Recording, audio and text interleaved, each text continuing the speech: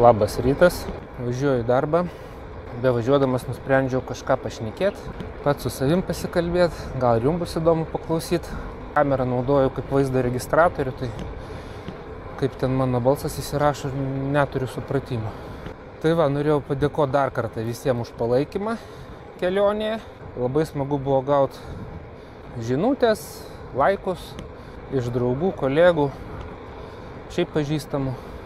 Bet fainiausia buvo, kad visiškai nepažįstami žmonės rašė palaikančias žinutės. Nežinau, man labai keista buvo. Nes tikrai negalvau, kad gali būti kažkam įdomu ten žiūrėti tas apalionės. Apart draugų, kurie kaip ir priversti žiūrėti. O čia tokia kaip ir draugų pareiga vis tiek, palaikyti draugą. Tai sukandę dantis pažiūri ir padeda laiką. Tai čia viskas suprantama, bet ir tas laikas malonu. Bet kai jau nepažįstami rašo, kažką klausinėja, domisi, tai čia jau taip pagalvoju, o geras. Tai va, ačiū visiems ir draugam ir nepažįstamiem. Nusprendžiau šiaip pašnekėti keliom temom, va čia buvo keli klausimai po kelionės, tai galvoju, galima čia truputį paplėtoti. Gal kažkam bus įdomu, gal net naudinga, bet iškart perspėjau, kad čia bus labiau tokie patarimai grinai iš mano patirties, visiško mėgėjo patirties. Ta prasme, aš ne sportininkas, dalyvavau varžybose kelis kartus, pasirodžiau neblogiausiai, nekart nebuvau diskvalifikuotas. Kažkur per viduriuką ten tarp mėgėjų vis atvarydavau. Visiškai neužkabino, visiškai ne mano formatas varžybos, ta prasme. Jeigu kas matėt, Facebook'e dažnai būna tokie skirtingi vaizdeliai su dviračiais ir angliškai prierašas. Dabar tiksliai neatsiminsiu tos frazės, bet išvertus parašyta kažkas panašaus, kad aš važinėju ne dėl rezultatų, ne dėl sportinių pasiekimų, ne tam, kad kažkam kažką įrodyt, važinėju grinai dėl savęs ir savo malonumo. Tai va čia grinai apie mane. Visiškai neįdomu jokie rezultatai. Tai net ir šitoj kelionėje, kai važiavom, mums buvo svarbu tiesiog sugrįžti. O jau ten per kiek, koks vidutinis greitis, net neantram planiauju iš vis kažkur pačioj pabaigoje. Įdomu dėl statistikos, bet tikrai nesiruošiu plėšytis tam, kad padidint vidutinį greitį. Tai sportininkam čia bus turbūt neįdomu mano sapalionės, nes aš, ne tik aš, beje, kartu su Regina važinėjom kaip visiški niubai, su paprastais pedalais, be klipsų, be pampersų, net padangos pas mane su kamerom, o ne tiublesai, aprangos papigiaiskos. Gražios, bet pigios iš AliExpreso, nėra apfa kokios. Ir dviračiai ne karboniniai, nemadingi. Ta prasme, mes visiškai tokie mėgėjai, ant savos bangos, savo tempų važinėjom. Regina irgi dabar į darbą išvažiavo, tik jinai kitą pusę, tai nusiskyrė keliai. Tai aš labiau toks komutininkas. Tai jeigu kam įdomu, mano patirtis, tai pasidalinsiu. Šiandien gal paliesiu pampersų temą.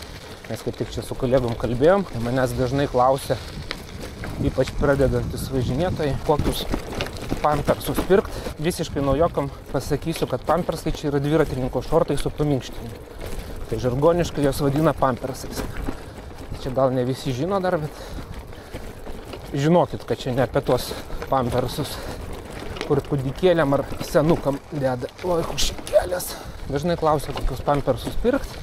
Ką patarsiu, nes mato, kad važinėjau vos ne kasdieną. Jau galvoju, kad čia tikrai žinau. Ne velnio, aš tai nežinau. Pats su pampersais važinėjau ilgai. Nežinau, kokius 7-8 metus. Nusipirkom su Regina pabandymui. Kai jau pradėjom truputį rimčiau važinėti. Nu ir ką, ir važinėjom. Išbandžiau, nežinau, kiek. Arti 10 turbūt skirtingų gamintojų pampersų. Jie nebuvo geresni, kiti prastesni. Baisiai brangių nepirkau, turbūt brangiausiai buvo kokie 80 eurų. Pigiausi gal apie 20. Ta prasme, bandžiau tuos ir lidlinius. Beje, lidliniai man turbūt labiausiai patiko iš tų pigesnių. Iki kokių 50 eurų. Nepamenu dabar, kiek lidliniai kainuoja, turbūt kokių 20 ir kainuoja. Čia jau senai pirkau, tai turbūt bus pabrangę. Reginai irgi ten buvo pripirkta. Tai va, ir sėkmingai važinėjom, kokius, sakau, 7-8 gal metus. Ir lyg ir viskas gerai su tais pampersais. Jie iš tikrųjų veikia iki kokių, nežinau, išgąsdinau katinuką. Iki kokių 50 kg veikia super. Ta prasme, tu sėdi, net ant prasto balno, su geru pampersu tu gali jaustis patogiai. Ir jeigu važinėjat, sakykime, iki 5 km, tiks praktiškai bet kokie pampersai. Na, čia pagal savo patirtį šneku, tai nežinau, galbūt užsirausit ant tokių, kur po 10 km nutiks. Kol važinėjom tokius nedidelius atstumus, viskas buvo gerai.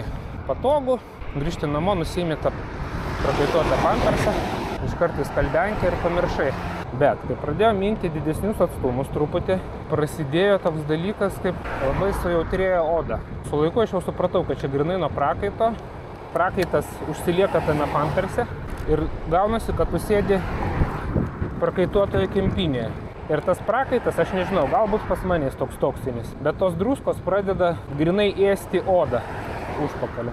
Ir galite įsivaizduoti, koks fainas jausmas, kai visa oda jau sudirgusi, raudona ir tu dar sėdi mindamas pedalus. Tada pradėjau domėtis, kaip čia šito išvengti. Aišku, vėl prasidėjo balnelio keitimai, testavimai, kitokių pampersų pirkimai, specialių kremų pirkimų. Kremų.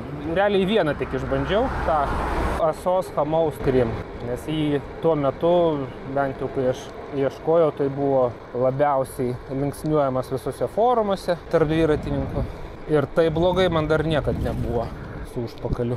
Nes ta prasme, tą kremą irgi skirtingai rekomenduoja vieni ant odos tepti, kiti tiesiai ant pamperso. Tai bandžiau ir taip. Ir visais atvejais tiesiog gaudavosi, kad tas kremas ar tai užkemša poras, ar kas negerai. Maža to, kad oda taip ir likdavo sudirgus, gal kiek mažiau, bet vis tiek labai negelbėjo. Bet plius nuo to kremo visa oda pasidengdavo tokiais spuogais. Aš net nelabai noriu čia ir pasakot, bet jeigu jau pradėjau, tai ta prasme ten tokie pūlingi spuogai, kad po to tiesiog bėgdavo pūliai.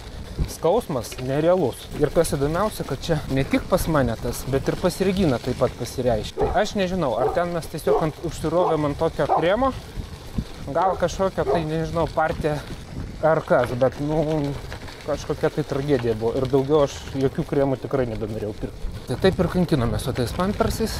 50 kg pavažiuoju ok, 60-70 jau toks jau kilnodamas užpakalį, kaip įmanoma dažniau. O jau kažkur 90 ir 100 km čia jau buvo, jau prasidėdavo toks jau sadomazo, kad sunku nupasakot. Nes tu realiai padedi užpakalį ant balnelio ir stengiasi jo nejudinti visiškai. Ta prasme, mini, jeigu matai, kad tau reikia atsistot, tarkim, priekyje, nežinau, kažkokia tai duobė ir reikia kilstelt užpakalį. Tai tu jau iš anksto žinai, kad tau žiauriai skaudės kelt užpakalį ir po to vėl atgal-dėti ant balnelio. Kas su to susidūręs, tai tikrai žino. Kažkada prieš keletą metų keliavom ar tai iki Pajūrio, ar tai aplink Lietuvą, dabar neatsimenu, kurio čia metu buvo. Vieną iš dienų, mindavom ten per dieną po 100+ kilometrų ir kažkuria ar tai antrą ar tai trečią dieną, jau tiesiog nebegalėjau sėdėti. Jau turbūt paskutinius kilometrus miniau, nežinau, 10 kilometrų miniau atsistojęs. Ir aš dar galvoju, blemba, kaip galima pabaigti tą kelionę su tokiais skausmais, neįmanoma. Ir galiausiai tiesiog nusimoviau tuos pampersus, turėjau tašį kažkokius paprastus šortukus pasiėmęs, ten tipo prie laužo pavaikščiot ar po miestą kokį, kad nesu pampersais ištisą dieną. Tai va, užsidėjau tos šortukus paprastus. Nežinau, jau po kokių 30 km aš jaučiu, kad man tie jau tokie skausmai nuo sudirginimo kaip ir rimsta po truputį. Ir tada supratau, kad visa problema yra prakaitė. Pampersas jisai sugeria tą prakaitą ir jisai laiko. Aš nežinau, galbūt egzistuoja pampersai, kurie nelaiko savyje prakaito, bet aš sunkiai įsivaizduoju tokią technologiją. Nežinau, pabandykit ant kokios jautresnės odos vietos patrinti druskos ir atlaikyti taip, karts nuo karto padrėkindami tą druską. Ir daugmaž įsivaizduosit, ką reiškia, kai tas šlapias prakaitas, tas šlapias pampersas pastoviai liečia odą ir dirgina. Kaip ten sportininkai važinėja parom, aš neįsivaizduoju. Taip, ten kur vyksta trumpas varžybos, ten tarkim 100 km mina, bet jie greit mina, tai tam pamperse, nežinau, 3-4 valandas, 5 prasėdi ir viskas. Po to irgi nusima tą pampersą ir nusiplauna ir viskas ok. Kokiam 4-5 valandom tai pampersas veikia. Bet jeigu jūs sėdit nuo ryto iki vakaro, tai kažkurio metu tas prakaitas turi pradėti griaužti. Nežinau, nebent pas jūs prakaitas nesūrus, tai tada gal kitaip veikia. Tai va, tai po tos kelionės aš išmečiau visus pampersus savo, Nežinau, kiek tada turėjau, tuo metu kokius 5 skirtingus. Visus išmečiau negailestingai, nes tą kelionę po to, kai nusimoviau, užsidėjau paprastus šortukus, tai aš visą ją ir pabaigiau su tai šortukais. Visas sekančias dienas irgi važinėjau su jais ir buvo realiai palaima. Po to, po kurio laiko Regina išdrįso pabandyti pavažiuoti be pampersų ir irgi buvo labai nustebusi, kad pasirodo jai taip neskauda užpakalio važiuojant be pampersų ilgoje distancijoje negu su pampersais. Pakartosiu, čia grinai kalbam apie ilgą distanciją, nes trumpom distancijom ar trumpam sėdėjimui, trumpam važiavimui viskas gerai, viskas ten veikia, ta prasme nėra taip, kad iškart visą prakaitą iš kūno sugertų ir pradėtų ten degintą užpakalį. Ne. Prakaitas po truputį kaupėsi, bet kažkurio momentu jisai ten jau pradeda daryti nemalonius dalykus. Regina irgi išmetė savo pampersus po kurio laiko ir dabar abu važinėjom su paprastais šortukais, paprastais bėgimo šortukais, timpom. Kartais užsidedu tokius laisvesnius šortus, po šortais kartais visiškai nesidedu apatinių, kaip beje ir važiuojant su pampersais. Apatinių tikrai nesidėkit, nes tada jie neveiks taip, kaip turi veikti. Bet jeigu jau sugalvojo dėtis apatinius, tai tada žiūrėkit, kad būtų sintetiniai, ne medvilniniai. Ta prasme sintetiniai, kad jie tą prakaitą neužlaikytų savyje. Greičiau džiūna. Tai kartais irgi užsidedu sintetinius apatinius, kartais iš vis be apatinių. Čia priklauso nuo to, kokiom sąlygom važiuoju, nes jeigu važiuoju kaip dabar, taip švaru, dulkių nėra, tai galima ir be apatinių važiuoti. Apatinius dėduosi labiau tokiais higieniniais sumetimais. Pavyzdžiui, jeigu važiuoju žvyrkeliais, tų dulkių labai daug kyla ir važiuojant tik su bėgimo timpom, gaunasi, kad kūną saugo tik tokia plonytė medžiagytė ir per jos poras tos dulkės visos ant kūno pradeda lipti. Ir tada irgi ten prasideda visokie sudirginimai. Taip, čia reikia atsargiai. Grįžtant į pradžią, kai manęs kažkas klausia, kokius pampersus rekomenduočiau, tai aš ir sakau, aš nežinau, kokius rekomenduoti, nes aš jau keletą metų pats važinėjau be pampersų. O vienintelį, ką tikrai galiu rekomenduoti, tai susirasti gerą balnelį, jum tinkamą. Pirmiausia, išsimatuojat užpakalio kaulus. Ne užpakalio, bet ten sėdimieji kaulai, ar kaip jie vadinasi, nežinau. Instrukcijų daug internete, bet jei taip trumpai, tai pasiimat kartono gabalą gofruoto, pasidedat ant kietos taburetės ar kėdės, atsisėdat, pakeliat truputį kojas nuo žemės ir tie kauliukai sėdimieji turėtų palikti žymės ant kartono, įsispausti. Tai va tose įsispaudimo vietose tiesiog pažymi centrą tos duobutės, vienos, kitos ir nuo centro iki centro išsimatuojat. Bus kažkas ten, tarkim, nežinau, 12-13 cm plius minus. Ir prie to atstumo dar pridedat pagal sėdėjimo pozą dar papildomai centimetrų. Išsimatuojat, susižinot, kokio pločio kaulai, kokio pločio reikia balnelio ir ieškot, koks jums tiks. Pas mane Esculabo, čia vokiečių firma, gamina visokius ergonominius dalykus dviračiam ir dviratininkam. Balneliai, vytspadžiai, gripsai, vairai, žodžiu, ten daug pas jos ko yra. Aš naudoju Esculabą jau turbūt virš 10 metų ant visų savo dviračių. Pas žmoną irgi Esculabai, abiem tinka, abiem žiauriai patinka. Bet ar jum tiks, nežinau, reikia bandyti patiem jum. Nes užpakalis jau ant tiek individualus dalykas, kad turbūt kaip ir piršto atspaudai nėra vienodo užpakalio. Susirandat savo tinkamą balnelį ir su tinkamu balneliu jums tiks realiai bet kurie šortai. Net su prastais pampersais jūs nuvažiuosit ten tos 50 km. O jau po to žiūrėsit, ar jums irgi tai padirgins prakaitas, gal padės kremai tie, gal pudros. Aš beje irgi kartais naudoju vaikišką pudrą, kai labai karšta, labai prakaituoju, tai ilgose distancijose visai gerai padeda. Tai toks patarimas. Tiesiog pradžiai susirandat balnelį, po to eksperimentuojat su šortais. Nes pavyzdžiui, ilgų distancijų, ilgų nuotolių dviratininkai daug kas nenaudoja pampersų iš tikrųjų. Yra netgi fainas straipsnis, kur pas žmonės panaši patirtis kaip pas mane. Ten jie aišku mina dar daugiau negu mes čia. Ten po 100-200 mes numinam, tai čia kitiem juokas.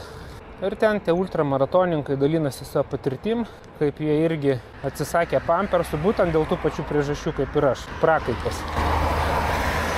Aišku, ten kiti rašė kad vežiojasi ten po 2-3 poras ten tų pampersų, kaitolė kas kažkiek valandų, nu ir taip išvengia tos problemos. Taip, nu irgi variantas. Pavažiuoji, kol tau pampersas sudrėks pilnai, tada užsidedi visiškai švarų. Bet tai papildomas vežiojimas, nežinau. Tai va, ten žmonės aptarinėja tokius dalykus irgi kaip apatiniai, kokie patogesni, kažkas važinėja su merino vilnos apatiniais. Aš pats bandžiau, bet man nelabai patiko. Nežinau, tik vienus išbandžiau, gal kiti labiau tiktų, bet man pati vilna tokia pasirodė per šiurkšti ir kažkaip labai greit pradėjo man ir plaukus pešti ir šiaip nemalonus kažkoks tai jausmas. Atsistojau prie sintetinių. Sintetika irgi skirtinga būna, reikia bandyti. Poliesteris vienaip jaučiasi, nailonas visai kitaip. Dabar važiuoju su nailoniniais, patinka, tinka. Tam straipsnį irgi žmonės nusiperka, tarkim, bipsus. Bipsai tai čia dviratininko šortai su pampersu ir petnešom. Tai va, nusiperka bipsus ir iš karto išardo pampersą, nuima, pasilieka savo tik tai šortukus su petnešom. Tai va, pasilieka šortukus su petnešom, užsideda apatinius kažkokius ir mina 1000 kilometrų. Beje, tam straipsnė, neatsimenu ten tos moters vardą, pavardės, kaip tik paminėta moteris, kuri, nežinau, ar jau pasiekė rekordą, ar šiuo metu siekia. Kažkada šiais metais turėjo pasiekti rekordą važiavimą aplink pasaulį dviračiu. Nepamenu tiksliai, kiek ten 120 dienų ar kažkas tokio. Žodžiu, čia galiu nusišnekėti, nes neatsimenu ten tų skaičių. Pasirodo, jinai irgi važiuoja be pampersų ir ar ten jinai pati parašė, dabar nepamenu, senai jau skaičiau. Ar kažkas tiesiog aprašė, kad jinai irgi atsisakė tų pampersų, nes maža to, kaip vyrus kankina prakaitas, tai moterims dar papildomai ten visokių kūno skysčių dasideda. Tai irgi malonumas, aš įsivaizduoju, menkas. Žodžiu, gal šiandien tiek, aš jau beveik atvažiavau. Nežinau, jeigu kažkas įdomu, rašykit savo patirtis, pas visus skirtingai. Tai tiek, ačiū už dėmesį, iki.